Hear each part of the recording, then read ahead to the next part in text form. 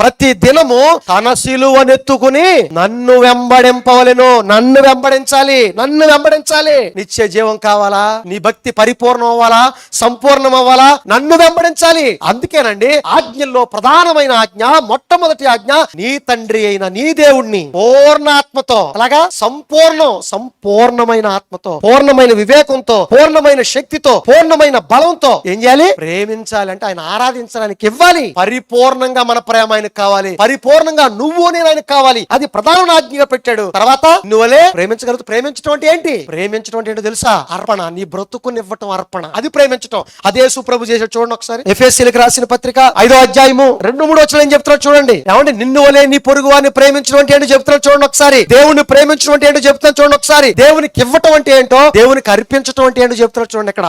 క్రీస్తు మనల్ని ప్రేమించి దేవునికి దేవునికి పరిమళ వాసనగా ఉండటానికి మన కొరకు, ఎవరి కొరకు? మన కొరకు తన్ను తాను దేవునికి అర్పణగాను బలిగాను అప్పగించుకున్నాడట. ఎవరిని? తన్ను తాను దేవునికి బలిగాను ఏమిచ్చాడు అర్పణ?